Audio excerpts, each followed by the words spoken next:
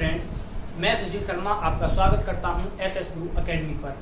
Thumbnail के अनुसार आपके लिए मैं आज एनईपी यानी नेशनल एजुकेशन पॉलिसी 2020-2020 वाली लेके आया हूं। ईएमआरएस में इसका लगभग 2-3 नंबर का सिलेबस आना जरूरी है। आपने सीटेट में देखा, केवीएस में भी देखा, तो एग्जाम के लिए बहुत ही इम्पोर्टेंट है। उसी के आधार पर हम आपको सिलेक्टेड मटेरियल लेके आए हैं। आई होप आपके लिए ये बहुत ही ज़्यादा हेल्पफुल होगा। अगर वीडियो आपको पसंद आए तो वीडियो को लाइक करना और चैनल पर नए आए हों तो चैनल को सब्सक्राइब कर लेना। अगर बात की जाए शिक्षा का जो क्षेत्र था वो किसके अंतर्गत आता था पहले, तो वो आता था ministry of human resource development के अंतर्गत। जो भी शिक्षा के संदर्भ में काम होते थे वो सभी इसके अंतर्गत आते थे। लेकिन क्या हुआ, अब एक नया मंत्रालय बन गया है जिसे बोल रहे हैं मिनिस्ट्री ऑफ एजुकेशन। तो जो भी शिक्षा का काम होगा वो सब मिनिस्ट्री ऑफ एजुकेशन के अंडर में होगा। एनईपी यानी नेशनल एजुकेशन पॉलिसी 2020 वाली के अंतर्गत बहुत बड़ा बदलाव हुआ है। जैसे ही ये स्कूल में अगर लागू होती है वैसे ही आपको ये पता चल जाएगा कि पहले की शिक्षा और अब जो एनईपी 2020 लागू होने के बाद की शिक्षा में बहुत अंतर हो जाएगा। अगर बात की जाए कि ये एनईपी 2020 किसकी अध्यक्षता में बनी है, तो ये कस्तूरी रंजन की अध्यक्षता में बनी है। कस्तूरी रंजन एक वैज्ञानिक हैं, वो इसरो के वैज्ञानिक थे। अगर इसरो की बात की जाए तो ये इंडिया की स्पेस एजेंसी है जिसे इंडियन स्पेस रिसर्च ऑर्गेनाइजेशन के नाम से जानते हैं। इस एनईपी 2020 को बनाने में काफ़ी समय लगा है। और क्यों समय लगा है, सबसे बड़ा पॉइंट तो इसलिए समय लगा है क्योंकि इसे बनाने में हर जगह से सुझाव लिए गए, हर जगह से सजेशन लिए गए हैं। गांव से सजेशन आए, जिले से सजेशन आए, स्टेट से, हर जगह से सजेशन लिए गए। इसीलिए इसे बनाने में टाइम ज़्यादा लगा है। और अगर बात की जाए, क्योंकि एनईपी जब 2020 वाली बनी है तो ये इसके लिए लार्जेस्ट यानी सबसे बड़ी कमेटी बनानी पड़ी। और क्यों, क्योंकि देखो 1968 में भी मतलब शिक्षा के क्षेत्र में सुधार हुए, परिवर्तन हुए, और 86 वाले में भी 1986 में भी परिवर्तन हुए। लेकिन उसमें क्या हुआ था, कमेटी नहीं ना के बराबर छोटी छोटी होके कुछ चेंज कर दिया गया, बस वहीं रोक दिया गया। लेकिन इसमें बहुत ज़्यादा परिवर्तन हुआ है। इसीलिए बड़ी कमेटी भी बनी और गांव से लेकर, जिले से लेकर और राज्य सभी के सुझाव लिए गए। ऐसे इसमें परिवर्तन किए गए। अगर हम पहले वाली शिक्षा नीति की बात करें, जो पुरानी वाली के नाम से जानते हैं, जिसे हम 10+2 के नाम से जानते हैं, तो 10+2 में क्या था, जब बच्चा 1 साल का हो जाता था तब उसे जब बच्चा 6 साल का हो जाता था तब उसे क्लास 1 में प्रवेश दिया जाता था। क्लास 1 में एंट्री कब होती थी, जब बच्चा 6 साल का होता था। और स्टेट गवर्नमेंट 12 साल तक उसे शिक्षा प्रोवाइड करती थी। जैसे ही वो क्लास 1 में एडमिशन ले लेता था, फिर राज्य सरकार के अधीन हो जाता था कि अब राज्य सरकार उसे क्लास 1 से लेकर 12 तक शिक्षा देगी। बाद में क्या होता था, अब यूनिवर्सिटी की बात आती थी। अगर वो आगे पढ़ रहा है तो अब यूनिवर्सिटी में कहीं भी जा सकता है, ये जरूरी स्टेट से मतलब नहीं था। अब यहाँ पर क्या है, स्टेट और यूनिवर्सिटी से। तो देखो, जिसका राज्य होता है, जौन सा राज्य होता है, उसका एक अपना शिक्षा का बोर्ड होता है। जैसे उत्तर प्रदेश का लेते हैं, उत्तर प्रदेश माध्यमिक शिक्षा बोर्ड, मध्य प्रदेश का होगा, हरियाणा का होगा, सबके अलग अलग होते हैं। लेकिन यूनिवर्सिटी पर ये नहीं होता है, यूनिवर्सिटी अलग होता है। इसीलिए 12 तक तो राज्य सरकार उसे देगी शिक्षा के लिए, और फिर यूनिवर्सिटी के अधीन आ जाता था। फिर वो अपनी यूनिवर्सिटी में अपनी पढ़ाई कर सकता था। फिर जिम्मेदारी राज्य की नहीं रहती थी, फिर यूनिवर्सिटी की आ जाती थी।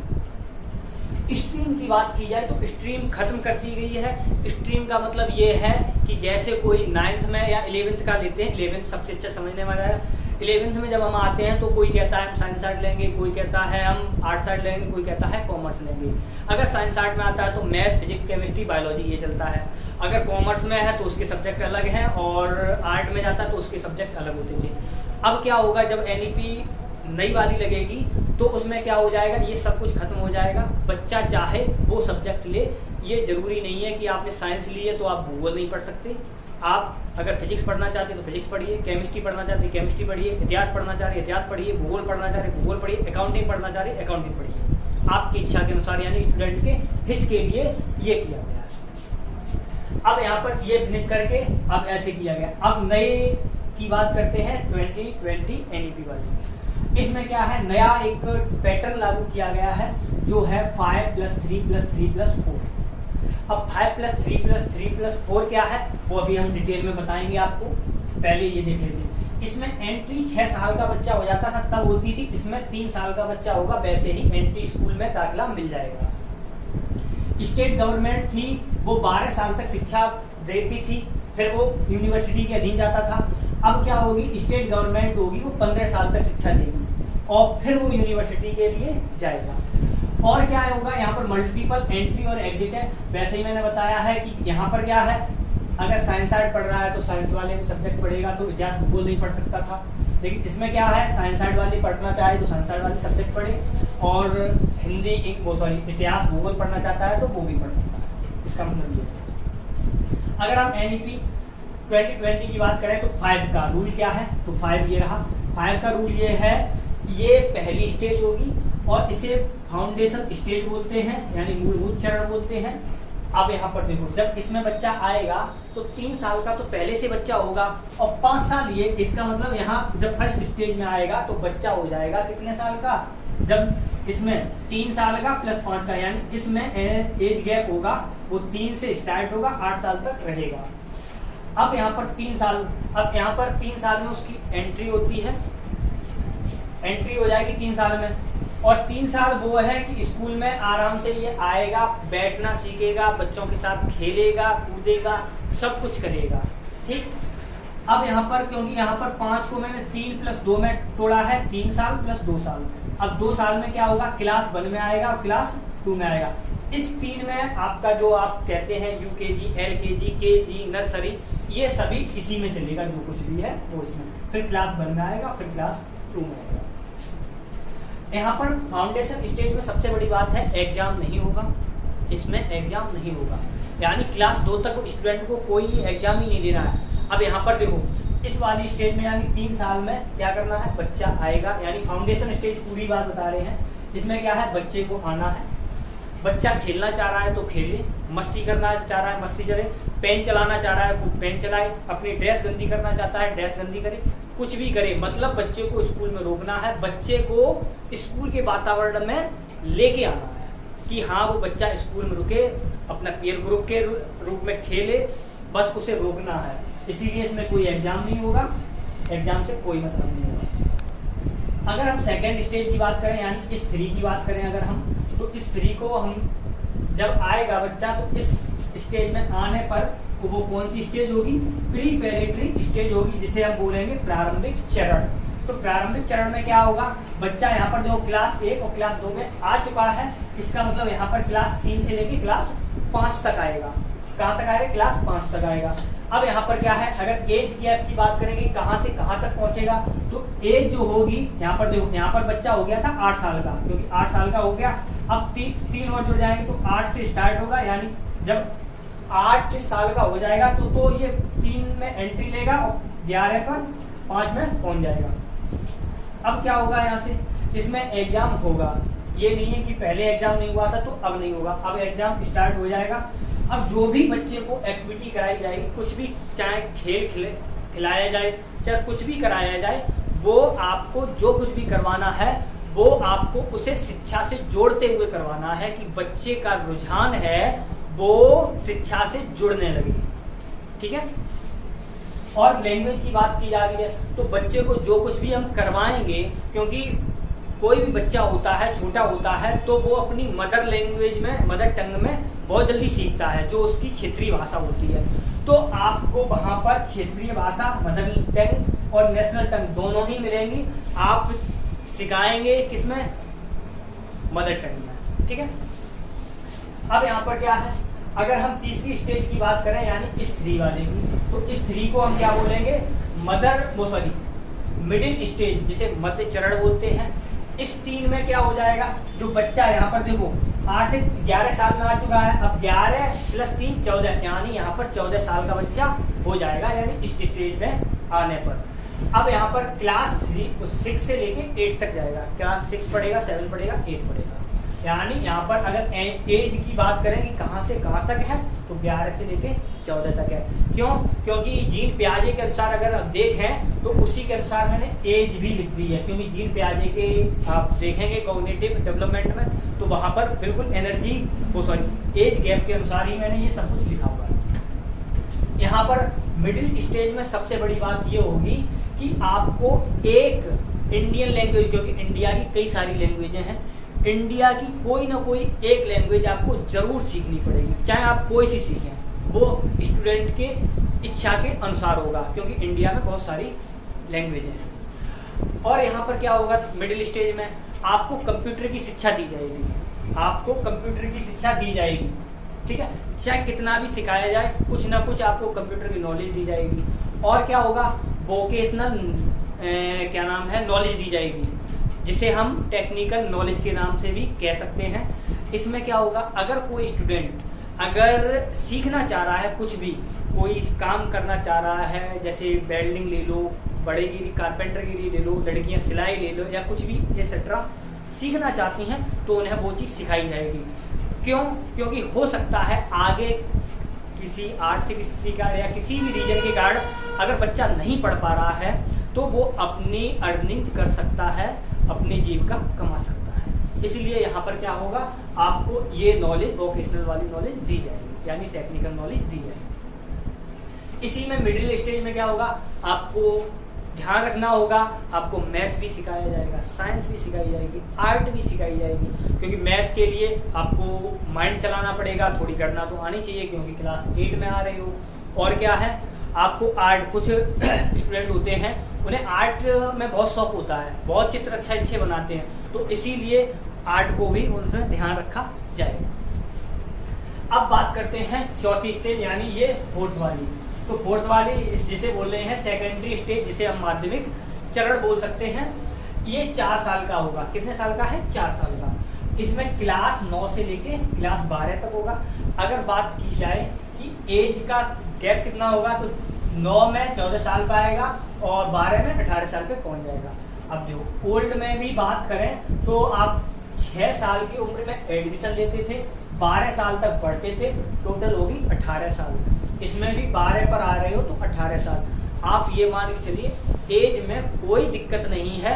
आप अब इसमें जो NEP 2020 इस प्रकार से परिवर्तन किया गया, आपके एनर्जी में एज में कोई चेंज नहीं हुआ है, लेकिन क्या है, उसमें पढ़ाई का स्तर उठा गया है, बस अच्छा कर दिया गया।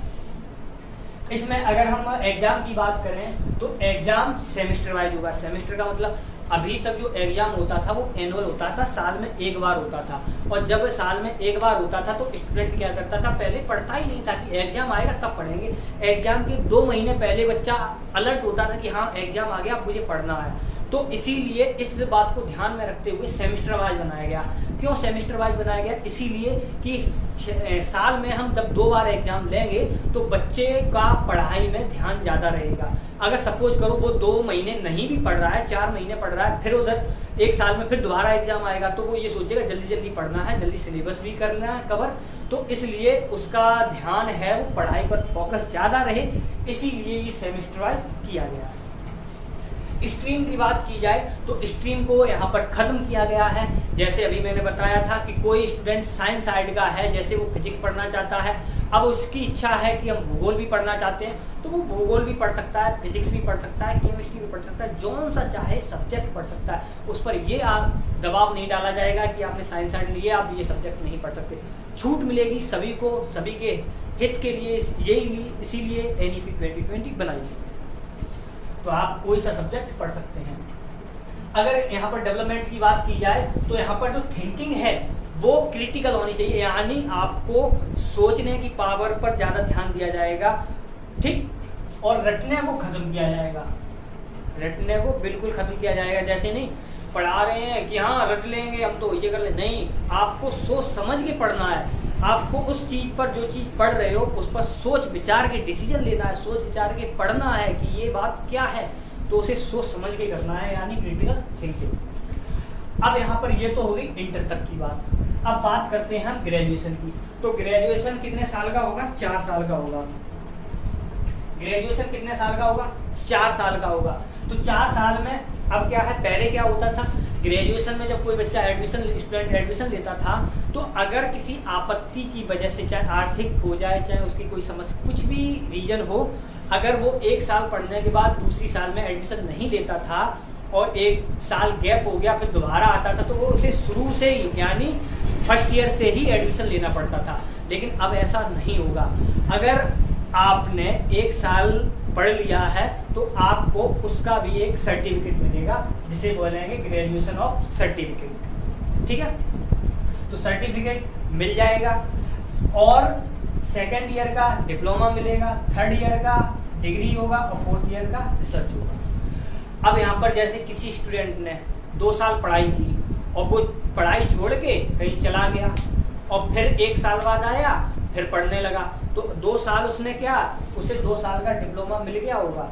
अब वो किस में एडमिशन लेगा, सीधा वो थर्ड ईयर में एडमिशन लेगा, डिग्री में आएगा। और पहले क्या होता था, 2 साल का पढ़ लिए, अब 1 साल गैप हो गया, अब फिर दोबारा जब एडमिशन लिए तो फिर फर्स्ट ईयर में आ गए, लेकिन टाइम खराब होता था। लेकिन अब ऐसा नहीं होगा। आपने फर्स्ट ईयर की है तो आपको सर्टिफिकेट मिलेगा, सेकेंड ईयर 2 साल पढ़ाई कर ली ग्रेजुएशन में तो आपको डिप्लोमा मिलेगा, चाहे बीए करें, चाहे बीएससी करें, चाहे बीकॉम करें, चाहे कुछ भी करें। और थर्ड ईयर कर रहे हैं तो ऐसे इसमें डिग्री मिलेगा, फोर्थ ईयर करेंगे तो आपको रिसर्च का मिलेगा। अब यहाँ पर क्या है, जैसे जब यहाँ पर ही क्या है आपका स्ट्रीम खत्म कर दिया गया, तो यहाँ पर भी तो वैसे ही होगा स्ट्रीम।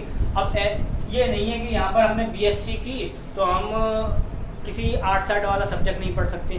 जब ऊपर से ही चले आ रहे हो तो नीचे भी तो चले जाओगे, ऐसे ही मन चाहे सब सब्जेक्ट अलाउड होंगे आपके इसमें। अब बात करते हैं पीजी की।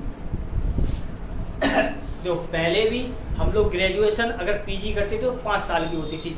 अभी भी अगर हम ग्रेजुएशन और पीजी करेंगे तो 5 साल की ही होगी। अगर कोई स्टूडेंट, देखो अगर आपको पीजी करना है तो इन चीज़ों को ध्यान में नहीं रखना होगा, फिर इन चीज़ों के अनुसार पीजी की तरफ जाएंगे।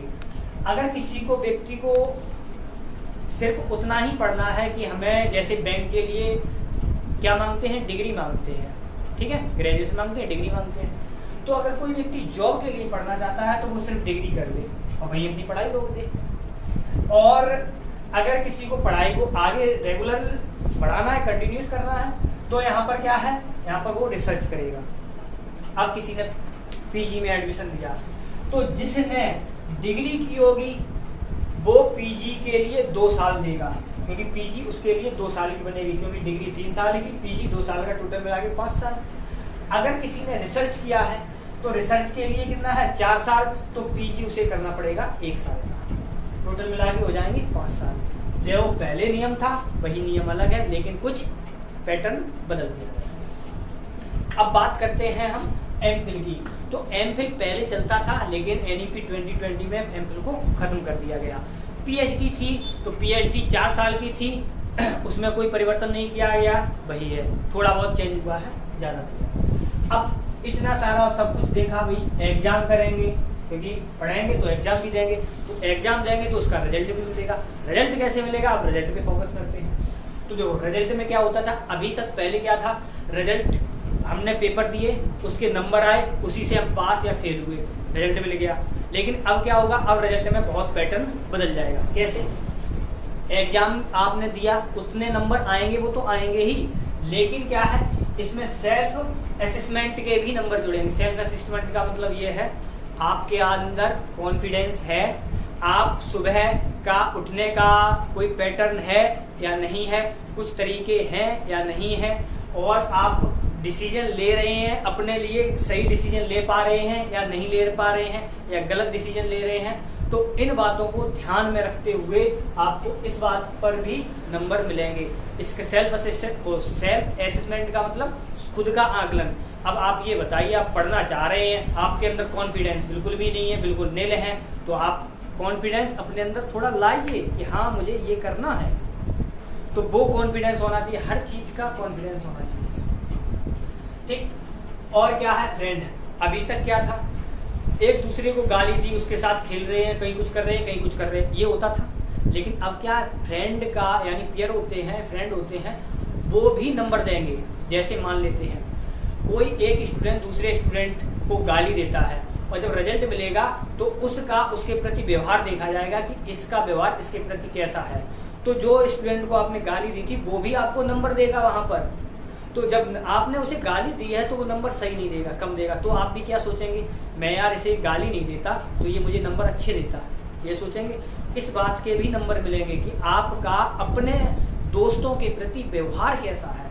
इसीलिए अगर ये बात है वो शुरू से ही लागू कर दी जाएगी। जब आपका व्यवहार हर जगह सही होगा, क्योंकि शुरू से लागू की जाएगी, तो जब व्यवहार सभी दोस्तों के साथ अच्छा करेंगे, गाली गलौज नहीं करेंगे, बिल्कुल नॉर्मल रहेंगे, एक दूसरे से फ्रेंडली रहेंगे, तो व्यवहार अच्छा होगा, तो वहाँ पर भी आपको उस व्यवहार के अनुसार ही नंबर मिलेंगे। ऐसे ही टीचर भी नंबर देगा। टीचर अब कोई भी क्रिएटिविटी करवा रहे हैं तो उसमें आप कितना अच्छा कर पा रहे हैं, कितना गलत कर रहे हैं, क्या कर रहे हैं, आपको इस बात का ध्यान रखना होगा कि इस बात के भी आपको टीचर नंबर देगा।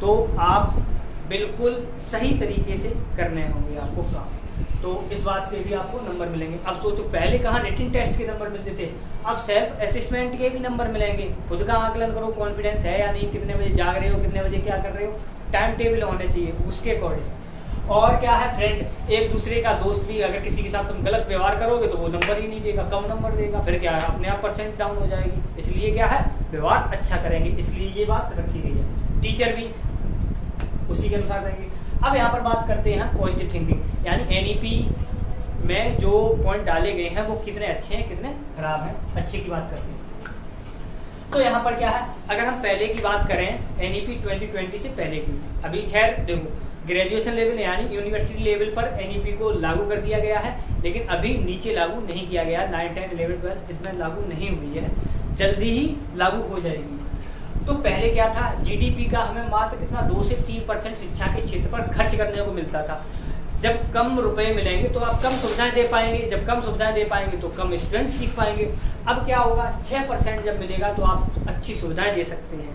तो जब अच्छी सुविधाएं मिलेंगे तो अच्छी तरीके से हम लोग सीखेंगे, प्रैक्टिकली सीखेंगे।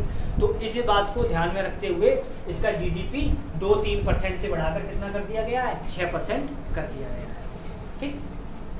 अब फीस की, प्राइवेट स्कूल वाले क्या करते थे, कहीं चाहे आप प्राइवेट स्कूल में, चाहे कोई से बोर्ड वाले स्कूल में पढ़ें, चाहे सीबीएसई किसी में भी पढ़ें, तो पढ़ते हैं तो स्कूल अपनी क्राइटेरिया रखते हैं कि यहाँ इतने फीस लेनी है, यहाँ इतनी फीस लेनी है, यहाँ इतनी फीस लेनी है।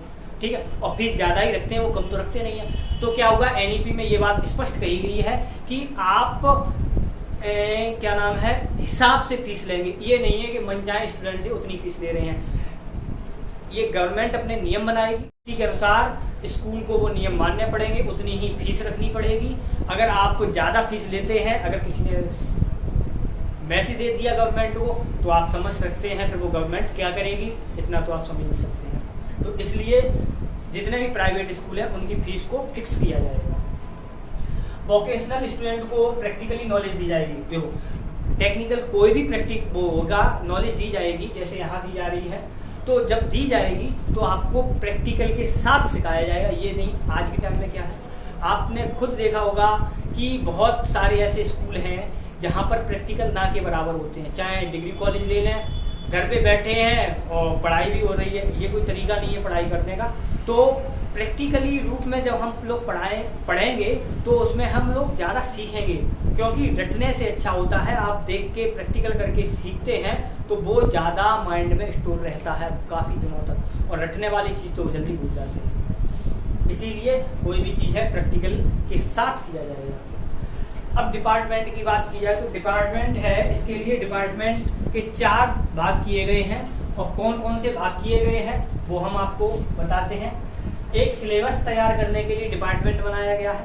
ठीक, कैसा सिलेबस होगा उस पर आधारित एक डिपार्टमेंट है। दूसरा है रेगुलरिटी, बच्चा किस तरीके से आ रहा है, आज आया कल क्यों नहीं आया, वो रीजन। फर्नीचर कैसा है, ड्रेस कैसी है, सभी स्टूडेंटों को प्रोवाइड हुआ है या नहीं हुआ है, सभी अच्छी तरीके से बैठ पा रहे हैं, सुविधाएं हैं, पंखे हैं, कूलर हैं। ये रेगुलरिटी चेक करने के लिए एक डिपार्टमेंट होगा। सैलरी प्लस स्कॉलरशिप, सैलरी टीचरों को दी जाती है तो टीचरों की सैलरी के लिए एक डिपार्टमेंट होगा, और स्कॉलरशिप जो बच्चे होते हैं उनका वजीफा यानी स्कॉलरशिप आता है, उसको ध्यान में रखते हुए ये एक डिपार्टमेंट अलग से बनाया गया है कि किसी वजीफा नहीं मिला है, स्कॉलरशिप नहीं मिला है, किसे मिला है, नहीं मिला है तो क्यों नहीं मिला है, उसे दिलवाने की कोशिश की जाएगी। रिजल्ट की बात की जाए तो रिजल्ट को बनाने के लिए एक डिपार्टमेंट अलग बनाया गया है जो रिजल्ट आपको बना के देगा। इस प्रकार से 4 डिपार्टमेंट बनाए गए। अब यहाँ पर कुछ पॉइंट है। परख, ये फुल फॉर्म आपको याद रखनी है। परख का फुल फॉर्म क्या है? Performance assessment review and analysis of knowledge for holistic development. आपको ये याद रखना है, किसी भी स्टूडेंट को पढ़ा रहे हैं तो आपको उसके होलिस्टिक डेवलपमेंट पर फोकस करते हुए उसको पढ़ाना है, यानी संपूर्ण उसका विकास हो। ये नहीं है कि कुछ ही पढ़ा रहे हैं, नहीं, ठीक होलिस्टिक डेवलपमेंट होना चाहिए। ऐसे ही शिक्षक पर्व है होलिस्टिक प्रोग्रेस कार्ड 360 असेसमेंट, यानी ये 360 असेसमेंट होना चाहिए। इसके जो डोमेन है वो 3 है, ये याद रखने हैं। कॉग्निटिव है, अफेक्टिव है और साइकोमोटर है। अब यहाँ पर क्या है, देखो इस एनईपी में ये भी बात है कि आप फॉरेन जो वर्ल्ड लेवल की टॉप 50 यूनिवर्सिटी हैं वो 50 यूनिवर्सिटी इंडिया में आएंगी। 50 यूनिवर्सिटी फॉरेन से टॉप लेवल वाली इंडिया में आएंगी, उनके द्वारा शिक्षा प्रोवाइड की जाएगी। अब जो इंडिया की यूनिवर्सिटी है वो टॉप लेवल की है, इंडिया की थोड़ी लो होंगी, तो वो भी इंडिया की जो यूनिवर्सिटी होंगी उस लेवल पर पहुंचना चाहेंगी। तो इसीलिए क्या है, ये यूनिवर्सिटी भी अपनी पढ़ाई के स्तर को बढ़ाएंगी, इसीलिए 50 टॉप यूनिवर्सिटी इंडिया में आएंगी। दूसरा ये है, ये बात और इसमें देनी चाहिए थी कि काफ़ी टीचर होते हैं, आप सरकारी स्कूलों का जानते ही हैं, काफ़ी टीचर होते हैं बैठे हैं, पढ़ा नहीं रहे हैं, कहीं मोबाइल चला रहे हैं, कहीं कुछ चला रहे हैं। हमारे हिसाब से इस पर आधारित भी एनईपी को कुछ इसमें पॉइंट डालने चाहिए थे।